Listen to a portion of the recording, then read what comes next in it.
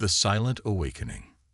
The Concordat's Grand Assembly Hall fell silent as the impossible message repeated across every quantum channel. Humanity has returned. 300 years had passed since the species had vanished behind an impenetrable barrier of dark energy at the edges of known space. Most races had written them off as extinct, victims of their own technological hubris. How wrong they had been. High Chancellor Vexes of the Concordat rose from her crystalline throne, her iridescent scales reflecting the emergency lights that bathed the chamber. Her 6 eyes narrowed as she studied the holographic display showing thousands of unknown vessels emerging simultaneously across Concordat space. They seemed to materialize from nothing, their hulls gleaming with a metal that absorbed rather than reflected light. "Report," she commanded, her translator converting her harmonic speech into the standard galactic frequency. First speaker Krull, a towering mass of neural filaments housed in an environmental suit, floated forward. The vessels appear at precisely 1,157 locations across Concordat space. They're not using any known form of propulsion. Our sensors. He paused, his filaments pulsing with anxiety. Our sensors suggest they're manipulating the fabric of space itself. The assembly erupted in murmurs. Such technology was theoretical at best, deemed impossible by the Concordat's most advanced civilizations. Yet here it was, being demonstrated on a massive scale. A new signal cut through their communications. The human vessels were broadcasting in perfect Concordat standard, their message simple but profound. We come to share, not to conquer. The age of isolation is over.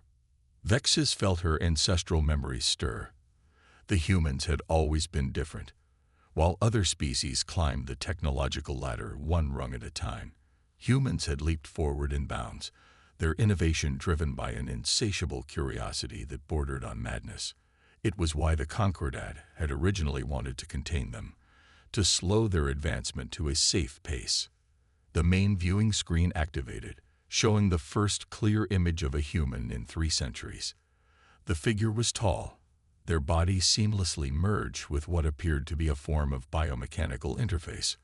When they spoke, their voice carried the weight of centuries. "I am Ambassador Sarah Chen, speaking on behalf of the human collective. We have spent our isolation advancing, growing, understanding. We have colonized thousands of worlds beyond the barrier, developed technologies your scientists would consider impossible, and evolved beyond what you once knew us to be. But we have not forgotten our origins, nor our responsibility to the galaxy." The assembly watched in stunned silence as the ambassador's form shifted, the biomechanical elements flowing like liquid metal. "We are not the humans you once knew. We are what humanity chose to become. Every one of us is connected through what we call the collective consciousness network, our minds linked across vast distances, sharing knowledge, experience, and purpose." Vexes felt her scales bristle. The implications were staggering. A species that had achieved true mental unity while maintaining individual identity. It should have been impossible. "We know of the Concordat's efforts to maintain order through technological suppression," Ambassador Chen continued. "We understand the fear that drove those policies. But the galaxy is changing.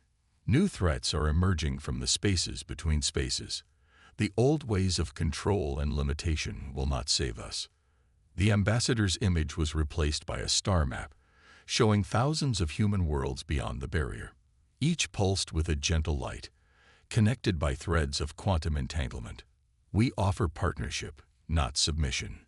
We offer advancement, not restriction. The human race has evolved beyond the need for empire or dominion. We seek only to help others reach their full potential."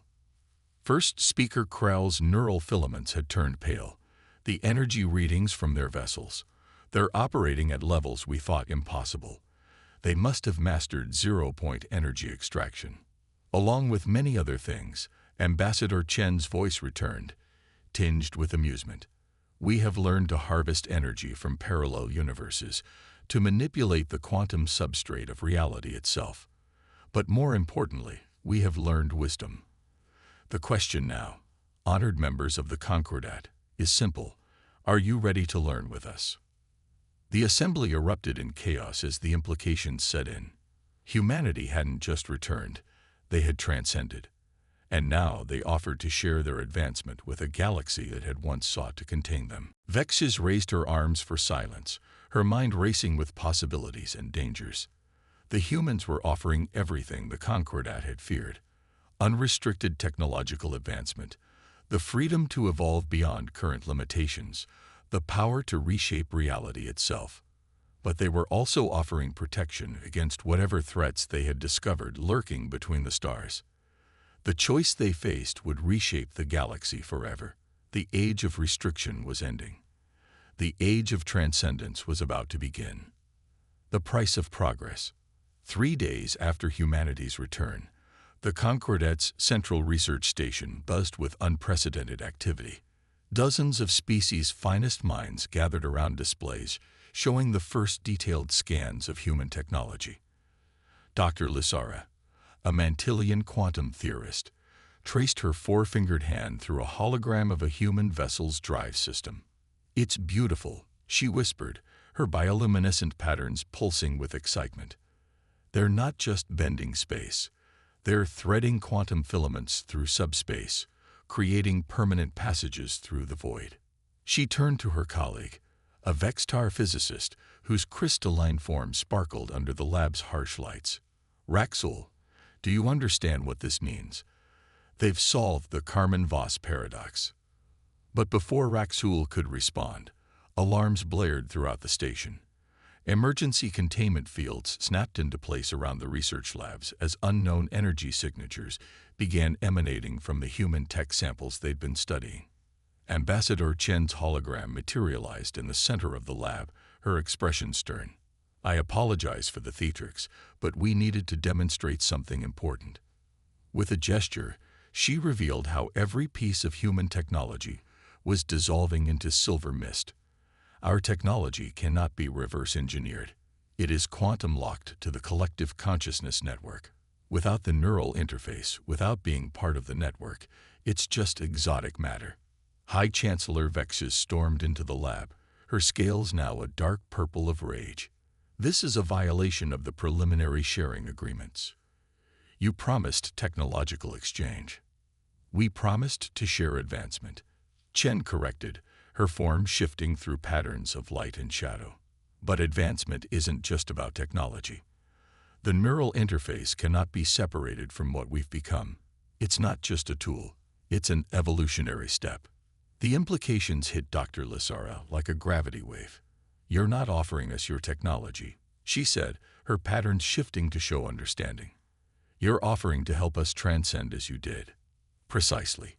Chen's hologram expanded, showing the transformation humanity had undergone. The neural interface begins as technology, but becomes something more.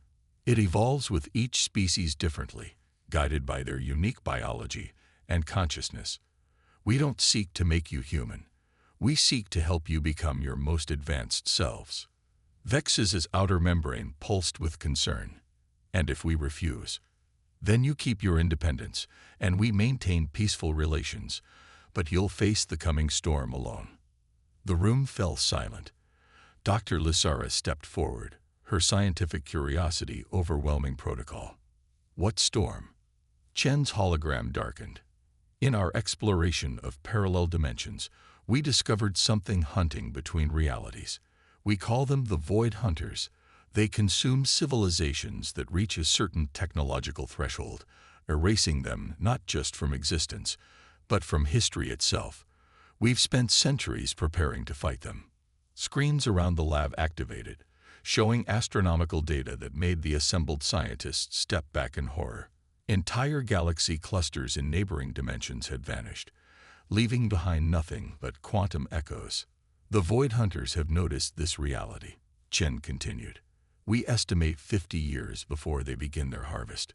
Humanity spent 300 years advancing enough to stand a chance against them. You don't have that time. So this is extortion," Vexes accused. "Submit to transformation or face extinction." "No." Chen's voice was gentle but firm. "This is evolution. The universe is not divided between predator and prey, but between those who adapt and those who stagnate. Humanity chose to adapt. Now every species must make the same choice. Dr. Lazara stepped forward again. "I volunteer," she said, her patterns showing determination. "I'll be the first Mantilian to undergo the interface process." "You can't," Vexus protested. "The Concordat laws are based on fear," Lazara interrupted. "I spent my life pushing the boundaries of science. If the choice is between transformation and extinction, I choose to transform." More scientists stepped forward. Raxel, 3 Zenith researchers, even a young Concordat administrator. Chen's hologram smiled. "The interface process takes 30 days. It cannot be reversed. But for those who complete it, the universe becomes infinite." Vexus watched helplessly as humanity's representatives began preparing the volunteers for transformation.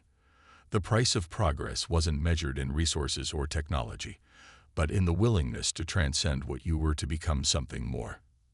As the first neural interfaces were brought in, their liquid metal surface shifting with impossible patterns, Dr. Lazara felt no fear. She felt only anticipation. Humanity hadn't returned to conquer the galaxy. They had returned to shepherd it into a new age of existence. The price of progress was transformation, and the payment was about to come due. Echoes of revolution. The metamorphosis of Dr. Lazara shocked even the human observers. 20 days into her neural interface integration, her bioluminescent patterns had evolved into shifting cascades of quantum information.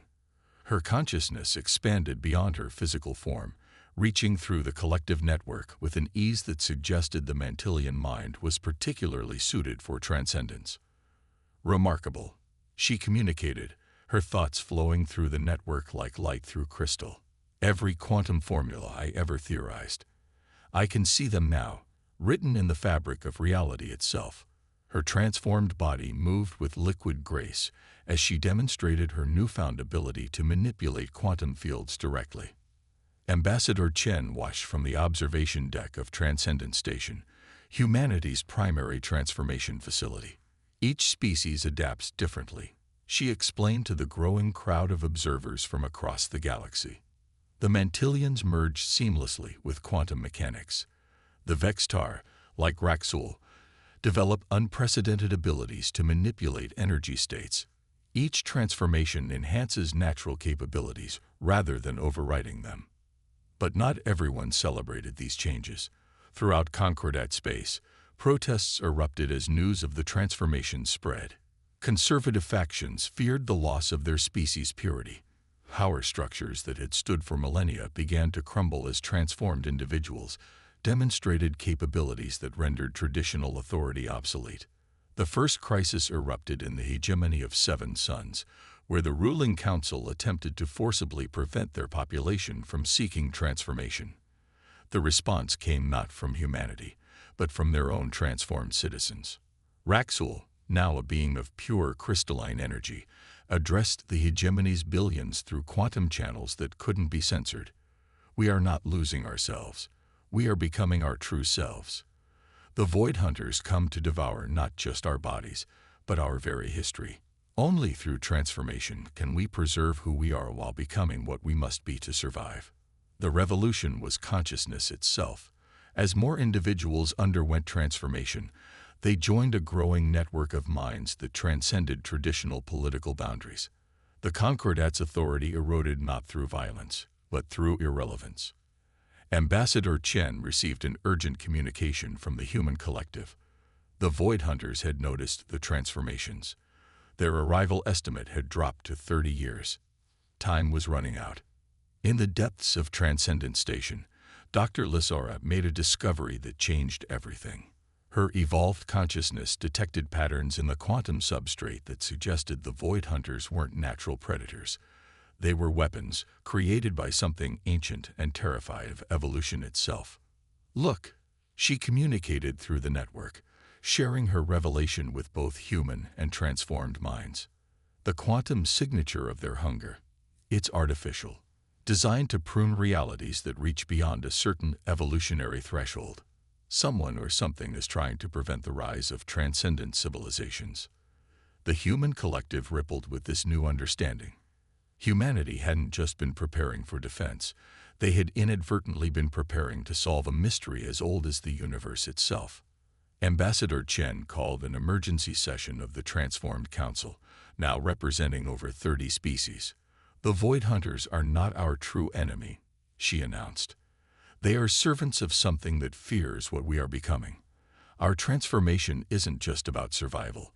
It's about breaking free from constraints placed on all life in this universe." Through the network, transformed minds began assembling the pieces, the quantum barriers between dimensions, the laws of physics that seemed designed to prevent certain types of advancement, the very structure of space-time itself, all bore signatures of ancient manipulation.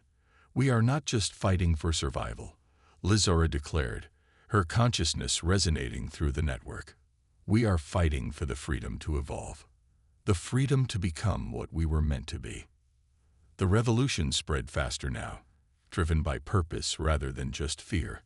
Species that had warred for millennia found their transformed members working together, sharing consciousness, discovering that their combined perspectives revealed even deeper truths about the universe's suppressed potential. Raxul, channeling energy in ways that defied traditional physics, discovered how to detect traces of the ancient manipulator's influence. They built quantum locks into reality itself. He shared through the network, barriers designed to prevent life from reaching true transcendence, but our combined consciousness is the key to unlocking them. As the transformed population grew, the galaxy itself seemed to wake up. Ancient mechanisms stirred, warning systems older than the stars themselves activated. Something was changing in ways the universe's hidden architects had tried to prevent. The revolution wasn't just reshaping civilization, it was reshaping reality itself. And somewhere in the spaces between spaces, the true enemy stirred, recognizing that its carefully constructed constraints were finally being challenged. The Transformed Council reached a unanimous decision.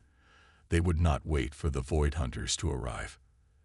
They would take the fight to whoever had created them, break the quantum locks on reality itself, and free the universe to evolve as it was meant to. The age of revolution had begun. And this time, the battlefield wasn't space. It was the fundamental nature of existence itself. The unbound stars. The first Void Hunter emerged near the galactic core, a writhing mass of unspace that consumed light, matter, and history itself. Traditional sensors couldn't detect it. They could only register the nothingness it left behind. But to the transformed civilization's quantum-enhanced consciousness, it blazed like a dark star, its artificial nature now obvious to their transcendent senses. Dr. Lizara, leading the first response team, reached out with her evolved consciousness. Its quantum signature. It's like a key. Not just a weapon, but a tool designed to maintain the universe's suppressed state. Her Mantilian form had evolved further, her bioluminescence now displaying 5-dimensional patterns that hurt traditional eyes to observe. Through the collective network, billions of transformed minds focused on the hunter, analyzing its structure. Raxul, now a being of pure crystalline energy, made the breakthrough. These aren't hunters, they're immune systems. The universe itself has been infected with restrictions, and these entities eliminate anything that might break free. Ambassador Chen, interfacing directly with humanity's most advanced chips, coordinated the first true defense against the cosmic predator. The transformed fleet didn't fight with conventional weapons. They fought with consciousness itself, their combined awareness pressing against the quantum locks that gave the Void Hunter its power. The battle that followed defied traditional physics. The Void Hunter tried to erase them from history, but the transformed civilizations existed partially outside normal spacetime. Where it attempted to consume, they revealed the artificial constraints that allowed it to exist. Where it tried to unmake reality, they reinforced it with their combined consciousness. Push harder. Lizara commanded through the network. Its quantum signature is fracturing. The combined mental effort of billions of transformed beings focused on a single point in reality. For a moment, space itself seemed to hold its breath. Then something broke. Not the hunter, but something deeper, a fundamental assumption of physics that had been artificially imposed eons ago. Stars across the galaxy flickered as a quantum lock shattered, and suddenly new possibilities flooded into reality. The Void Hunter recoiled, its programming encountering something it was never designed to face, beings that could perceive and manipulate the very restrictions it was meant to enforce. As it retreated, it broadcast a signal into dimensions beyond normal space, a warning to its creators. Through the quantum echoes of that signal, the transformed civilizations caught their first glimpse of their true opponents. They called themselves the Architects, beings who had reached transcendence eons ago, and, in their fear of competition, had decided to prevent any other civilization from doing the same. The Architects had spent billions of years building quantum locks into the very fabric of reality, creating physics itself as a cage to prevent the rise of other transcendent beings. The Void Hunters were just their maintenance system, culling any civilization that got too close to breaking free. But humanity's approach had found a way around these restrictions.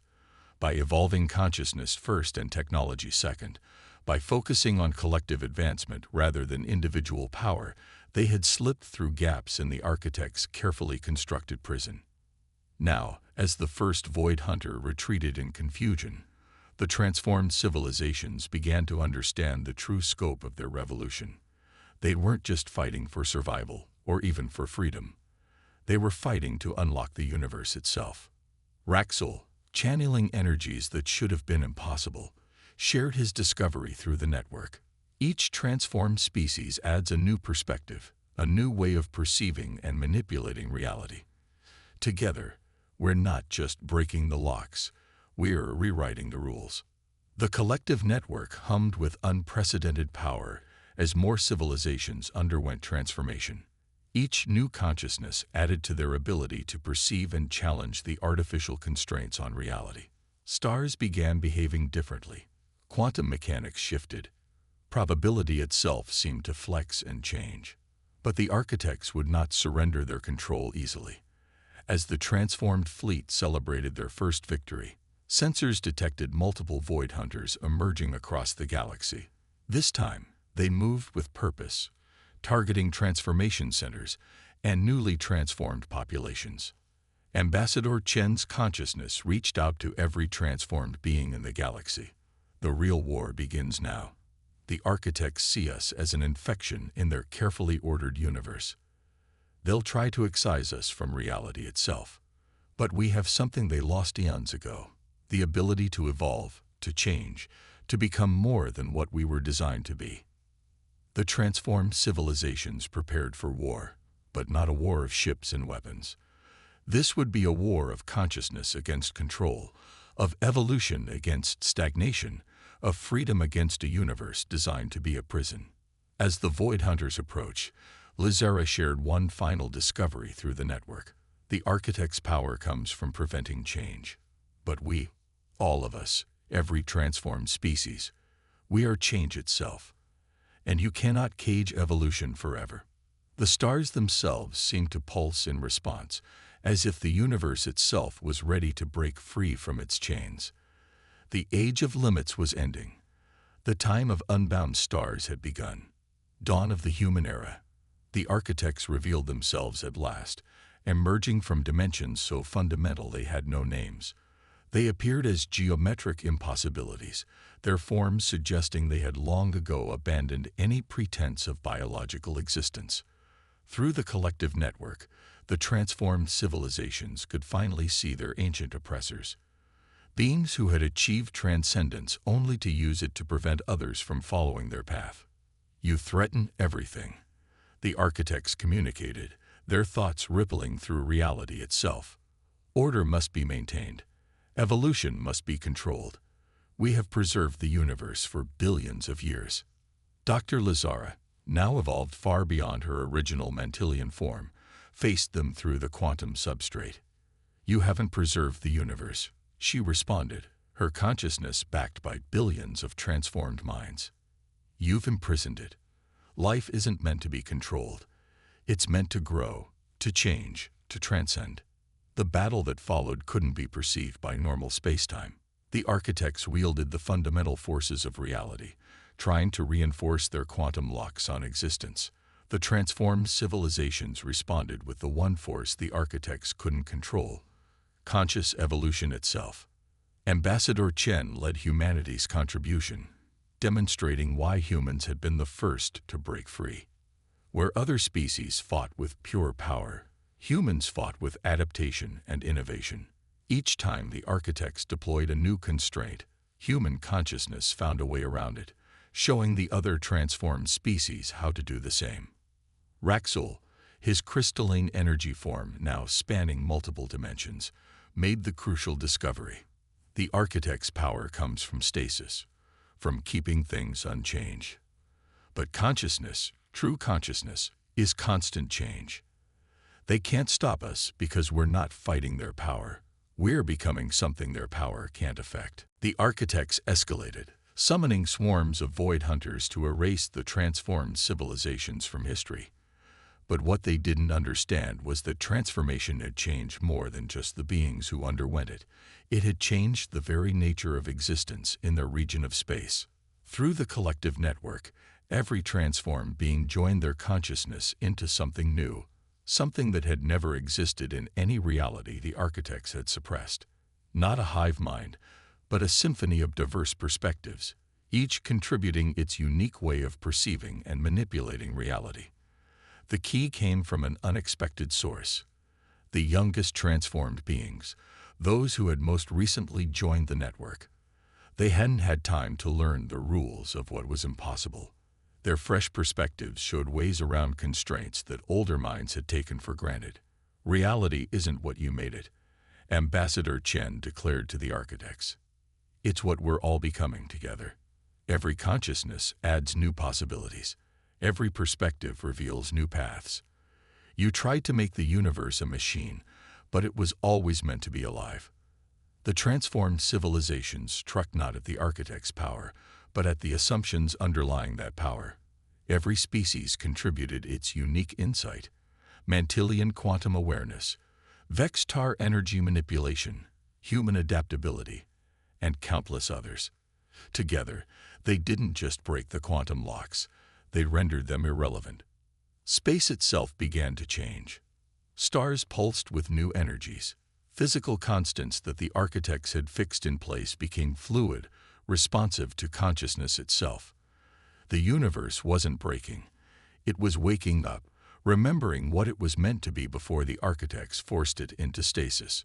The architects' perfect order began to unravel, not into chaos, but into something far more beautiful: dynamic harmony. The void hunters, cut off from the reality that gave them power, dissolved back into the quantum foam from which they had been constructed. "What have you done?" the architects demanded, their forms beginning to fade as the reality they had maintained for so long transformed around them. "We didn't do this," Lizara answered. "We just removed your constraints. The universe is doing what it was always meant to do: grow, change, evolve. You can join us in this new reality, or you can fade with the old one. The choice is yours." Some of the architects chose to fade, unable to accept a universe they couldn't control. But others, seeing the beauty of unfettered evolution for the first time in eons, chose to join the transformed civilizations, adding their ancient perspectives to the growing symphony of consciousness. The dawn that followed wasn't just a new day, it was a new reality. Physical laws became more suggestion than rule, responsive to the collective consciousness of all living things. Species that had never achieved transformation found themselves naturally evolving faster, as if the universe itself was encouraging them to grow. Ambassador Chen addressed the galaxy one final time. Humanity's gift wasn't technology or power. It was the reminder that evolution isn't just a biological process. It's the fundamental nature of existence itself. We all evolve together, or we don't evolve at all. The human era had begun, but it wasn't an era of human dominance. It was an era of unlimited potential, where every species could find its own path to transcendence. The universe was no longer a machine running on the architect's immutable laws. It was a living thing, growing and evolving along with all the beings within it. As the transformed civilizations spread throughout the cosmos, they carried with them not conquest or control, but possibility. The age of constraints was over. The age of eternal becoming had begun.